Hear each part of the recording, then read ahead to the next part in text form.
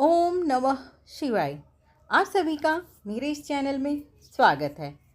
आज मैं आप सबके लिए भक्ति से परिपूर्ण एक कहानी लेकर आई हूँ, जिसमें एक भक्त कैसे भगवान की सच्चे मन से पूजा करता है। तो सुनते हैं रमा की कहानी। रमा जब 10-11 साल की थी, तभी से अपनी दादी के साथ गांव के एक मंदिर में रोज़ जाया करती थी। नित्य भगवान शिव की आराधना करती थी और वह भगवान की बहुत बड़ी भक्त थी। यहाँ तक कि गांव के लोग भी उसकी भक्ति को देखकर उसे रमा नहीं, उमा ही कहते थे और कहते थे कि यह उमा ही है जो भगवान को प्रसन्न करने के लिए इस धरती पर आई है। धीरे धीरे रमा बड़ी हो गई। उसकी दादी ने उसका विवाह पास के एक गांव के एक सज्जन व्यक्ति से करवा दिया। वह अपने घर आ गई। उसका पति पूजा में इतना विश्वास करता नहीं था, लेकिन अपनी पत्नी को नित्य इस तरीके से भगवान शिव की आराधना करते देख वह भी धीरे धीरे धार्मिक हो गया और वह भी अपनी पत्नी के साथ पूजा करने लगा। अब दोनों रोज नित्य भगवान को याद करते, भगवान की आराधना करते। साल भर बाद उनके घर पुत्र रत्न की प्राप्ति हुई, जिसे पाकर दोनों बहुत खुश हुए और धीरे धीरे ऐसे ही समय बीतता गया। जैसे ही बेटा 3-4 साल का हुआ, वैसे ही उनके ऊपर दुखों का एक पहाड़ टूटा और रमा के पति की एक दुर्घटना में मौत हो गई।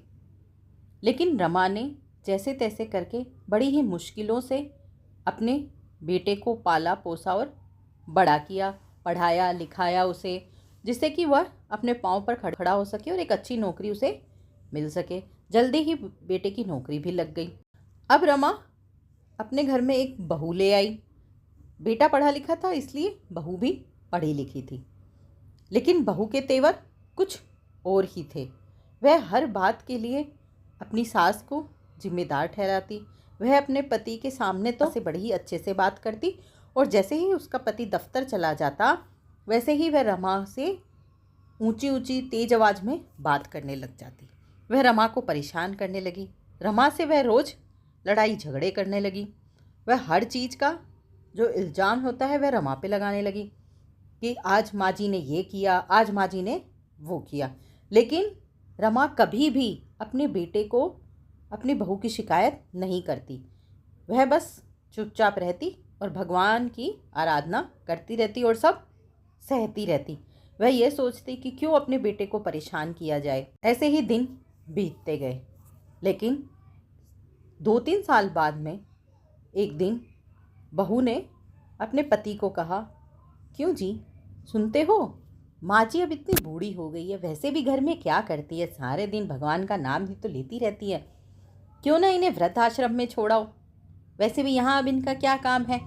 तभी रमा के बेटे ने कहा, हाँ तुम ठीक कहती हो, ऐसा ही करता हूँ, कल जाकर उन्हें छोड़कर आ जाता हूँ, पर तुम यह माँ को बताना मत, मैं चुपचाप उन्हें बिना बताए कल यहाँ से ले जाऊँगा और वृद्धाश्रम में जाकर उनको छोड़ाऊँगा। उस समय शाम का वक्त था, लेकिन रमा को यह बातें सुनाई दे गई। उसे बड़ा ही दुख हुआ और वह बड़े ही दुखी मन से अपने कमरे में आई, कमरे का दरवाज़ा बंद किया और कमरे में सामने अपने पति की फ़ोटो के सामने आई और बोली, क्यों जी, इस दुनिया में अब यही देखने के लिए रह गया था, एक बेटा था, अब वह भी मुझे किसी काम का नहीं समझता, आप मुझे अपने साथ ही क्यों नहीं ले गए, अब मेरा इस संसार में क्या काम है। ऐसा कहकर वह रोने लग जाती है। तभी फोटो में से आवाज़ आती है, अरे सुनती हो, क्यों रो रही हो, आंसू पोंछो, देखो भगवान तुम्हारी भक्ति से कितने प्रसन्न हुए हैं। वह फटाफट आंसू पोंछकर इधर उधर देखती है, पर इधर उधर तो कोई नहीं। फिर कौन बोलता है। तभी फोटो से फिर आवाज़ आती है, अरे मैं ही बोल रहा हूँ, भगवान ने मुझे तेरे लिए भेजा है, भगवान तेरी भक्ति से बहुत प्रसन्न हुए हैं, इसलिए वह तुझे एक वरदान देना चाहते हैं, तू जो भी मांगेगी वह पूरा होगा। वह अलमारी जो कि बंद है इस समय, वहाँ जाकर तू कुछ भी एक वरदान मांग ले और वह वरदान तेरा पूरा हो जाएगा। और सुन, मैं तो ये कहता हूँ कि क्यों नहीं तू पैसे ही मांग लेती, अपने गांव में जो टूटा फूटा घर है उसे सही करवा लेना, फिर वहाँ पर आराम से रहना, पैसों की तुझे कोई कमी नहीं होगी। सुन रही है ना, मेरी बात मान, पैसे ही मांग लेना प्रभु से, समझी? जा अब मांग ले। वह अलमारी के पास जाती है और हाथ जोड़कर खड़ी हो जाती है और रोते हुए कहती है कि हे प्रभु, अब मुझे किसी पर भी विश्वास नहीं, अब तेरा ही आसरा है प्रभु। बस मुझे इतने पैसे दे दे कि मैं गांव जाकर तेरा मंदिर बनवा लूं। बस फिर मैं वहाँ रहकर उस मंदिर में ही तेरी सेवा करूँगी मरते दम तक। मुझे और इस दुनिया से कुछ नहीं चाहिए प्रभु।